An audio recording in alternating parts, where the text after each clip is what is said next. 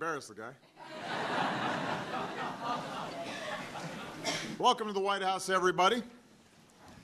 As I have already delivered my farewell address, I will try to be relatively brief. But I just want to get some folks together to pay tribute to somebody who's not only been by my side for the duration of this amazing journey, but somebody who has devoted his entire professional life to service to this country. The best Vice President America's ever had, Mr. Joe Biden.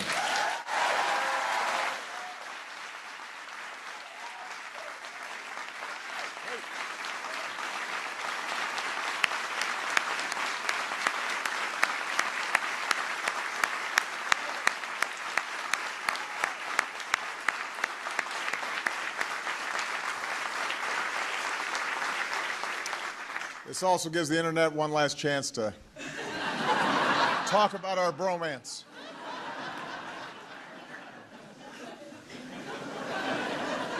This has been quite a ride. It was 8.5 years ago that I chose Joe to be my vice president. There has not been a single moment since that time that I've doubted the wisdom of that decision. He was the best possible choice, not just for me, but for the American people. This is an extraordinary man with an extraordinary career in public service. This is somebody the people of Delaware sent to the Senate as quickly as they possibly could. Elected at age 29. For more than a dozen years apiece, he served as chair or ranking member of the Judiciary and Foreign Relations Committees. Domestically, he championed landmark legislation to make our communities safer, to protect our women from violence. Internationally, his wisdom and capacity to build relationships has shaped our nation's response to the fall of the Berlin Wall and the Iron Curtain, to counter terrorism, Iraq, Afghanistan. And for the past 8 years, he could not have been a more devoted or effective partner in the progress that we've made. He fought to make college more affordable and revitalize American manufacturing as the head of our middle-class task force. He suited up for our cancer moonshot, giving hope to millions of Americans touched by this disease. He led our efforts to combat gun violence, and he rooted out any possible misappropriations that might have occurred, and as a consequence, the Recovery Act worked as well as just about any large-scale stimulus project has ever worked in this country. He visited college after college and made friends with Lady Gaga for our It's On Us campaign against campus sexual assault. And when the Pope visited, Joe was even kind enough to let me talk to the holiness as well.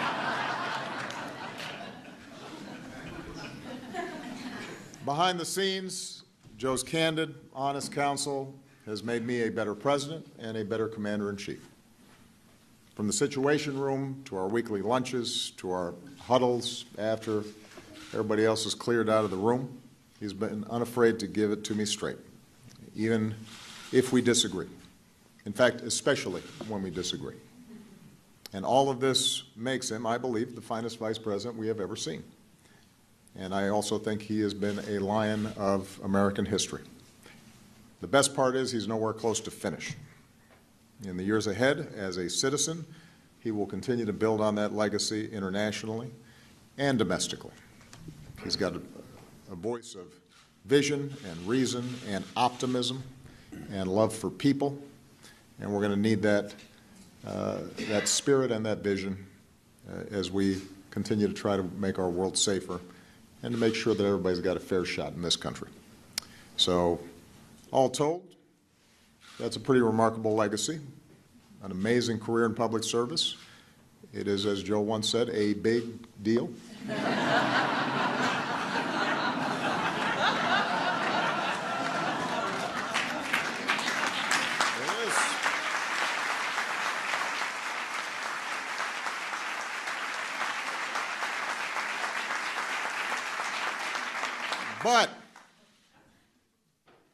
We all know that on its own, his work, this list of accomplishments, the amazing resume, does not capture the full measure of Joe Biden.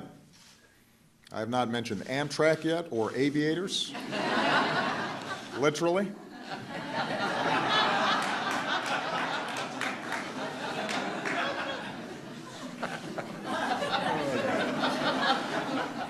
Folks don't just feel like they know Joe, the politician, they feel like they know the person.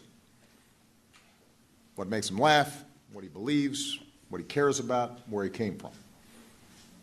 Pretty much every time he speaks, he treats us to some wisdom from the nuns who taught him in grade school, or an old Senate colleague, but of course most frequently cited Catherine and Joseph Sr., his mom and dad. No one's better than you, but you're better than nobody.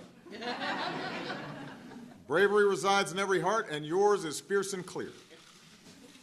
When you get knocked down, Joey, get up. Get up.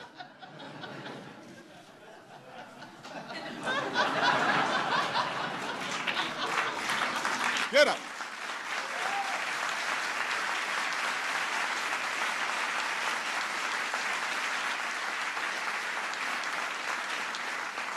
That's where he got those broad shoulders. That's where he got that Biden heart. And through his life, through trial after trial, he has never once forgotten the values and the moral fiber that made him who he is. That's what steels his faith in God and in America and in his friends and in all of us.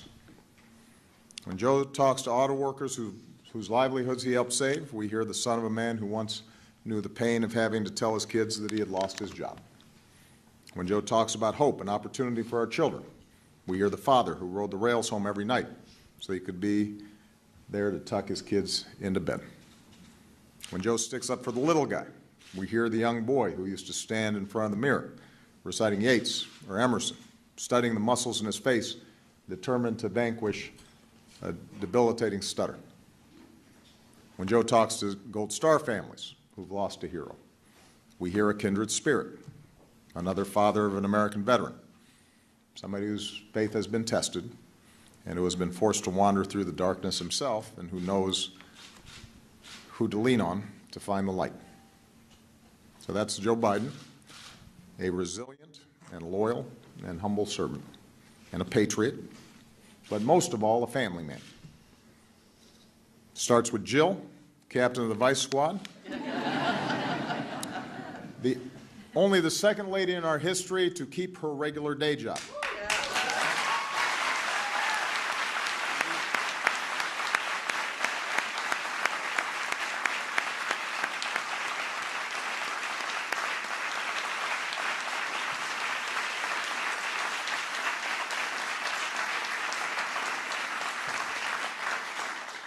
Jill says teaching isn't what she does, it's who she is.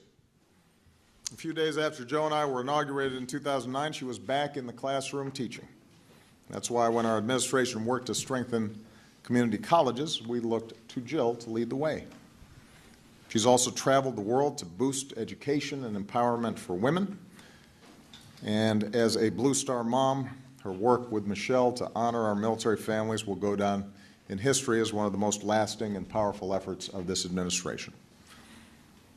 Of course, like Joe, Jill's work is only part of the story. She just seems to walk this earth so lightly, spreads her joy so freely. And she reminds us that although we're in a serious business, we don't have to take ourselves too seriously.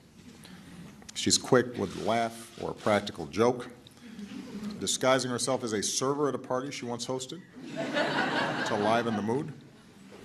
She once hid in the overhead compartment of Air Force Two to scare the senior staff. Because why not?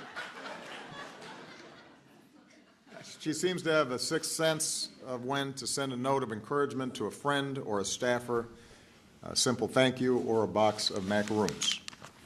She is one of the best, most genuine people that I've met, not just in politics, but my entire life. She is grounded and caring and generous and funny, and that's why Joe is proud to introduce himself as Jill Biden's husband.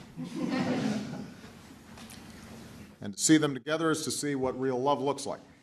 through thick and thin, good times and bad. It's an all-American love story. Jill once surprised Joe by painting hearts on his office windows for Valentine's Day.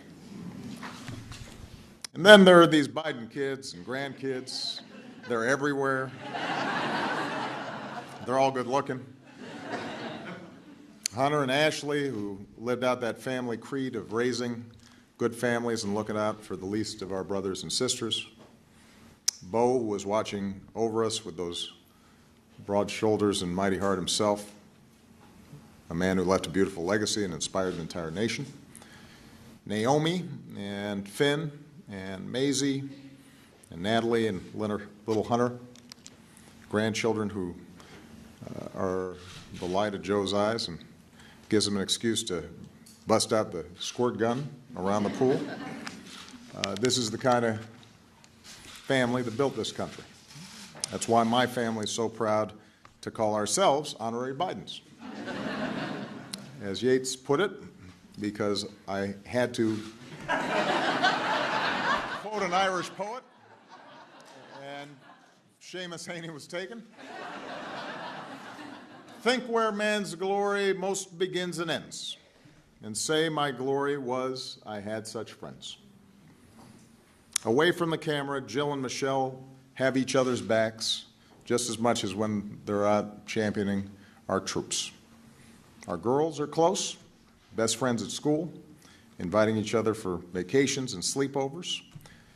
Even though our terms are nearly over, one of the greatest gifts of these past 8 years is that we're forever bonded as a family. But, of course, I know that the Obamas are not the only ones who feel like they're part of the Biden clan, because Joe's heart has radiated around this room. You see it in the enduring friendships he's forged with folks of every stripe and background up on Capitol Hill. You see it in the way that his eyes light up when he finds somebody in a rope line from Scranton or just the tiniest towns in Delaware. You see it in the incredible loyalty of his staff, the team who knows that family always comes before work because Joe tells them so every day, the team that reflects their boss's humble service here in this building where there have been no turf wars between our staffs because everybody here has understood that we were all on the same mission and shared the same values. There's just been cooperation and camaraderie, and that is rare. It's a testament to Joe and the tone that he set. And finally, you see Joe's heart in the way he consoles families, dealing with cancer backstage after an event, when he meets kids fighting through a stutter of their own. He gives them his private phone number and keeps in touch with them long after. To know Joe Biden is to know that love without pretense, service without self-regard, and to live life fully. As one of his longtime colleagues in the Senate, who happened to be a Republican, once said, if you can't admire Joe Biden as a person, you've got a problem. He is as good a man as God ever created. So, Joe, for your faith in your fellow Americans, for your love of country, and for your lifetime of service that will endure through the generations, I'd like to ask the military aide to join us on stage.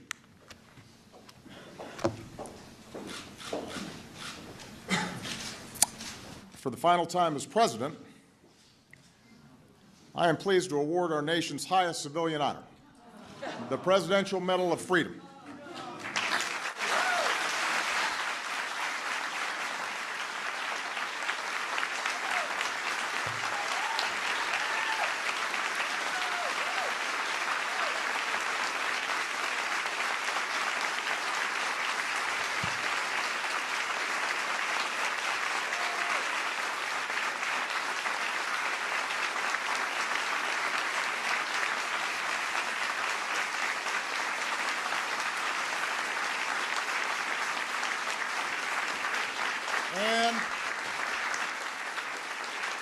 And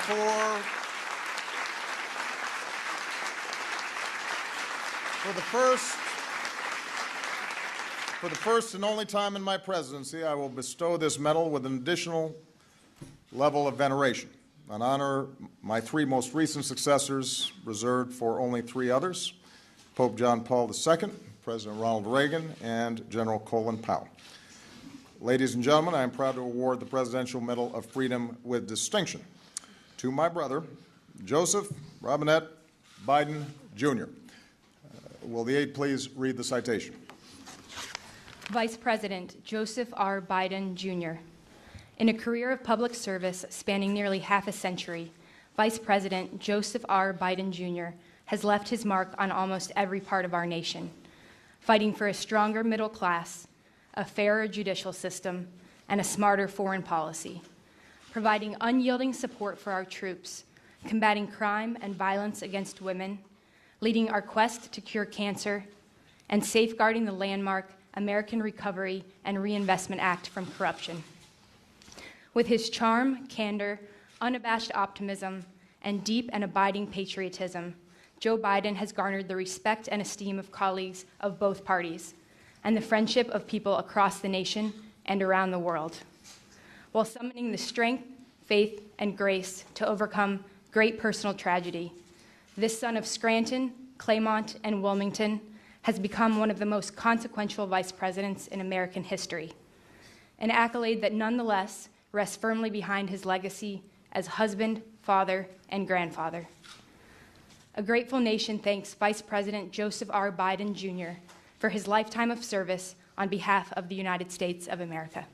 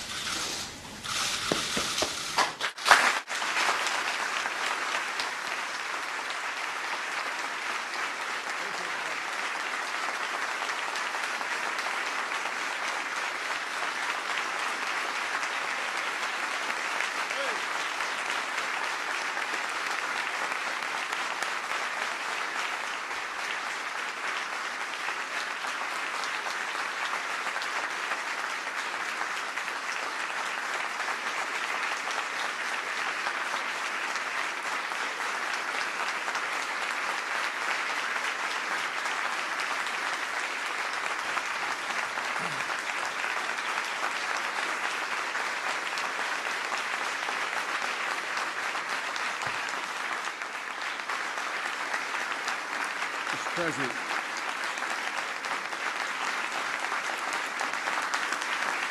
Please, thank you. Thank you.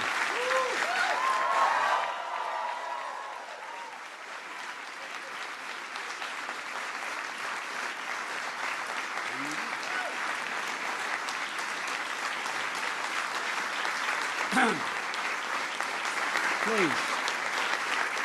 Thank you. Ricchetti, you're fired.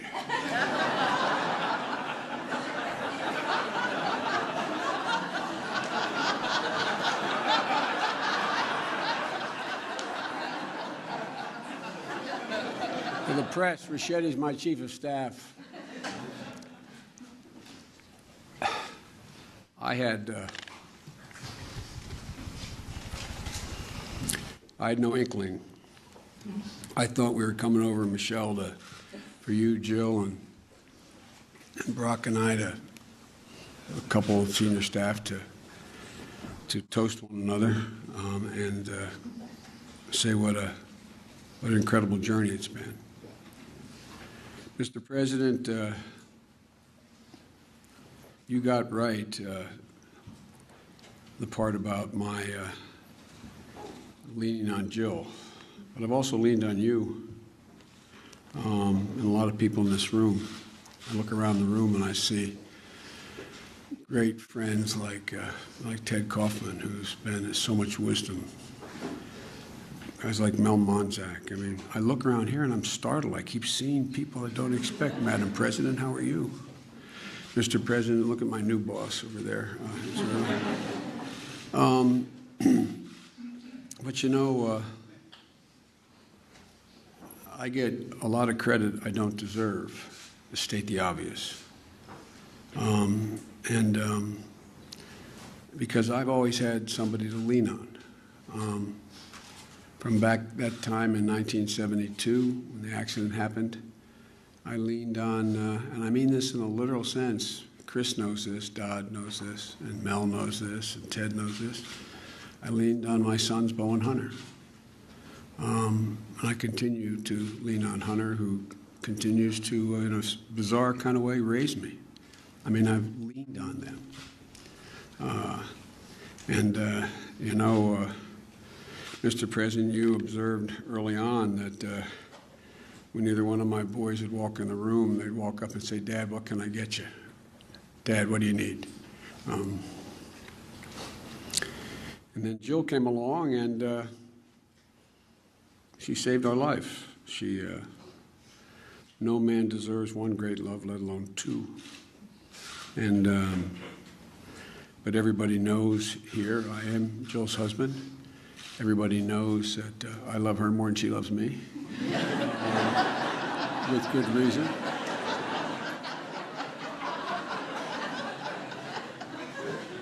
And she gave me the most precious gift, the love of my life, the life of my love, my daughter Ashley. And I've continued to lean on the family. President, you kidded me once. You heard that in the preparation for the two debates, vice presidential debates that I had, only had two, that Bo and Hunt would be the last people in the room, and Bo would say, "Look at me, Dad. Look at me. Remember. Remember home base. Remember." So, and the Secret Service can tell you, Mr. President, that Bo and Hunt and Ashley continue to have to corral me. We're at one of the national parks, and I was climbing up on top of a bridge to jump off the bridge with a bunch of young kids, and I hear my sons yelling, "Dad, get down, now." And I just started laughing so hard I couldn't stop, and I said, "I was just going to do a flip off, full gainer off here." He said, "Dad, the Secret Service doesn't want you up there, Dad. Look at me, Dad." You know, so we've never figured out who the father is in this family. And Mr. President,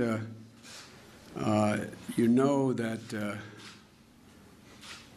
with good reason, there is no power in the vice presidency. Matter of fact, I just did for Nancy Pelosi's daughters, who have readings of the Constitution. You probably did one for her. And they had me read the provisions relating to the vice presidency in the Constitution. And there is no inherent power, nor should there be. But, Mr. President, you have more than kept your commitment to me by saying that you wanted me to help govern. The President's line often, other people don't hear it that often, but when someone say, "Can you get Joe to do such and such?" he says, "I don't do his schedule, he doesn't do mine." Every single thing you've asked me to do, Mr. President, you have trusted me to do. And that is that's a remarkable thing. I don't think, according to, I see the president of Georgetown here as well, I don't think according to the presidential and vice presidential scholars, that kind of relationship has existed. I mean, for real. It's all you, Mr. President. It's all you. The reason why when you send me around the world, nothing gets, as my mom would say, gets missed between the cup and the lip is because they know when I speak for you. And it's been easy, Mr. President, because we not only have the same political philosophy and ideology, I tell everybody, and I've told them from the beginning, and I'm not saying this to reciprocate, I've never known a president, and few people I've ever met, my whole life, I can count on less than one hand, who've had the integrity and the decency and the sense of other people's needs like you do. I know you're upset when I told the story about when Hunt and I were worried that Bo would have to that he would, as a matter of honor, decide he had to step down as Attorney General while he was fighting his battle because he had aphasia. He was losing his ability to speak, and he didn't want to ever be in a position where, to him, everything was about duty and honor. And I said, and he may resign. I don't know. I just have a feeling he may. And Hunt and I had talked about this. And I said, he doesn't have any other income, but we're all right because Hunt's there and I can sell the house. We're having a private lunch like we do once a week. And this man got up, came over, grabbed me by the shoulders, and looked me in the eye and said, don't you sell that house. You love that house. I said, it's no big deal, Mr. President. He said, I'll give you the money. We'll give you the money. Promise me. Promise me. You won't sell that house. I remember when Ashley, Mr. President, we were in the Oval, and Ashley was in an elevator. And the elevator plummeted to the, she was with a group of people, I forget which building in Philadelphia, and it plummeted to the ground. And immediately the service was worried that, she may have been badly hurt. And I got up to take the call, and you didn't let up until you made sure your service followed through and made sure everything was all right. But Mr. President, we kid about both about marrying up. We both did that kind of thing. But the truth of the matter is, I said this to Michelle last night. Michelle is the finest first lady, in my view, that has ever served in the office. There's been other great first ladies, but I really genuinely mean it.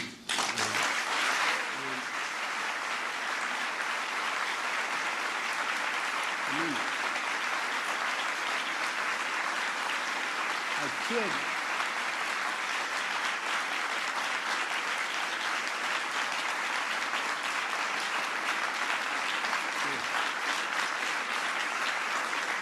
When I got to meet Michelle's brother, and he told me about how you guys were raised, and I got to know and love your mom. If your mom were your mom 15 years older, she could have been my mom. I mean, literally, the way you were raised, the way we were raised, there wasn't any difference.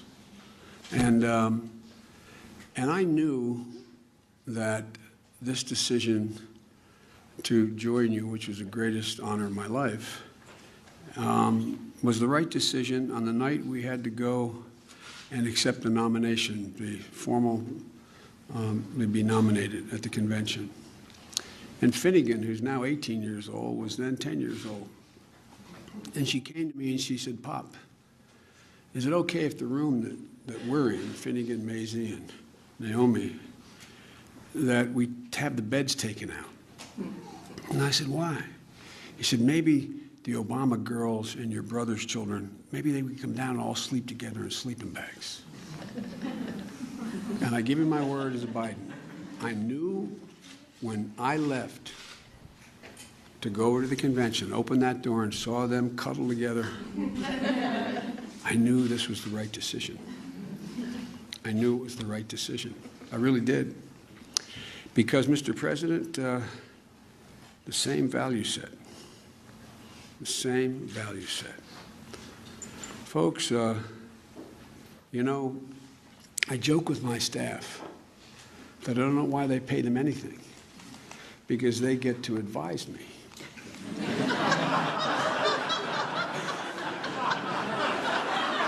Let me explain what I mean by that. As the president of the University of Delaware, where my heart resides, in my home campus of Delaware, as he can tell you, I get to give you advice. I get to be the last guy in the room and give you advice on the most difficult decisions anyone has to make in the whole world. But I get to walk out, and you make it all by yourself. All by yourself.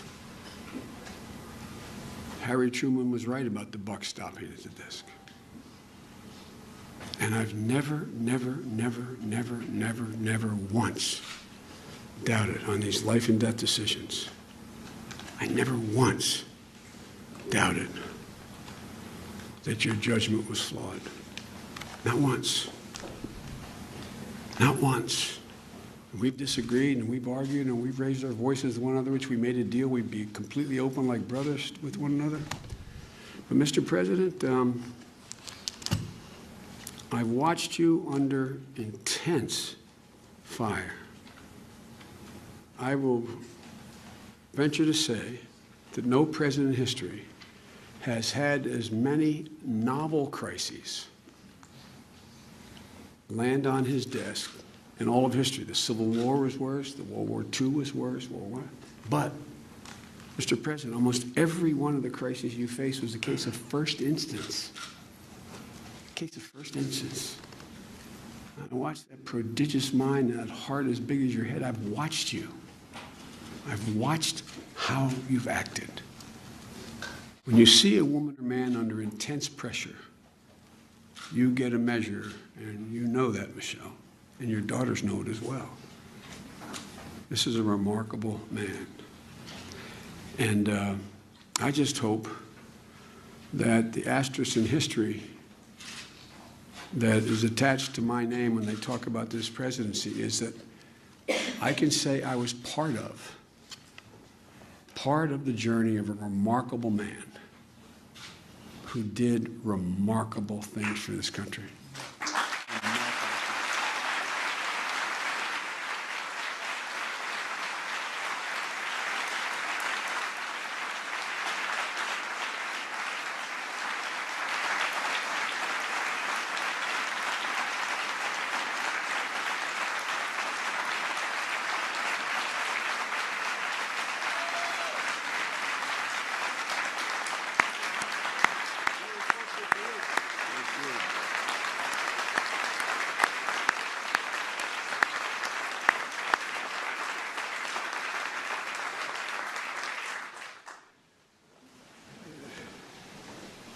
You know, I can't let a comment go by without quoting an Irish poet.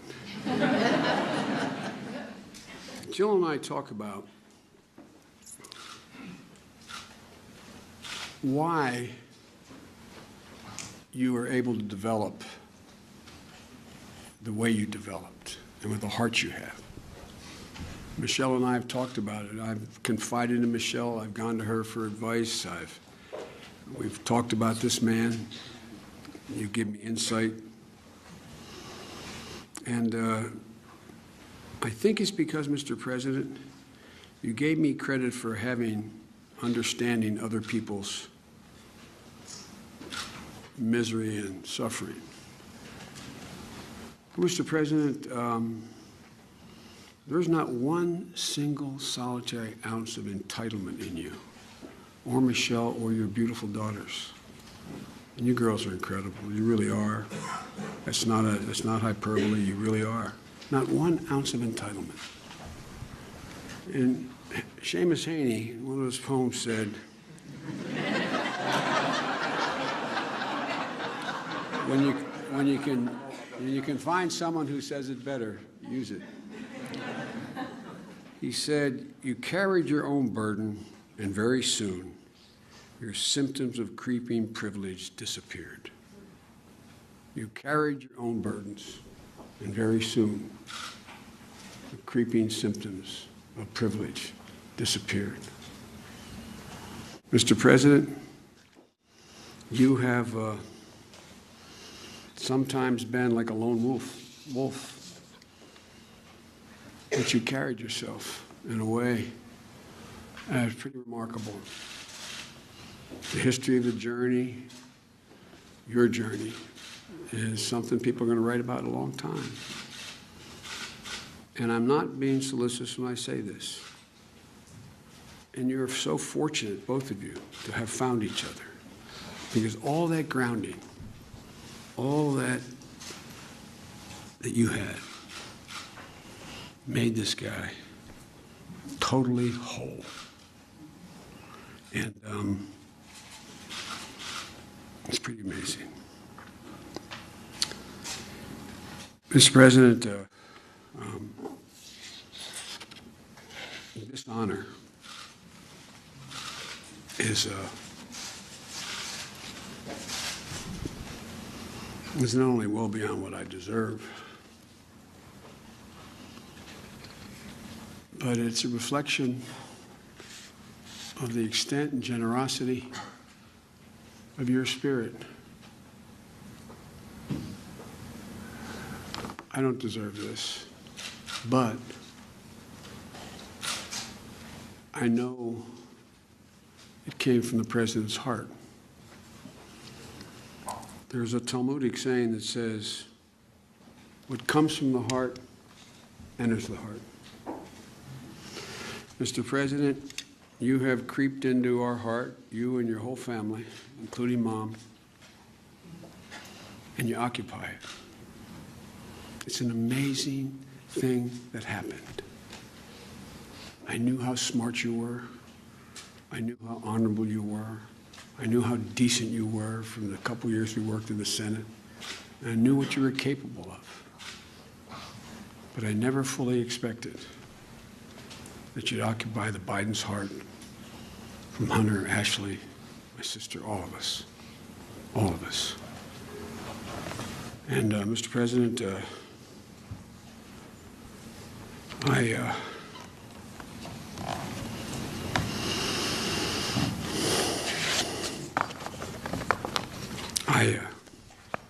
I'm indebted to you. I'm indebted to your friendship. I'm indebted to your family. And I'll tell you, I'll end on a humorous note. We're having lunch, our lunches, and mostly, and it's whatever in either one of our minds. We talk about family an awful lot. And about 6 months in, the President looked at me and said, you know, Joe, you know what surprised me? How we've become such good friends. And I said, surprised you? But that is candid Obama. And it's real. And Mr. President, you know, as long as there's a breath in me, I'll be there for you. My whole family will be, and I know it is reciprocal. And I want to thank you all so very, very, very much. All of you for being here.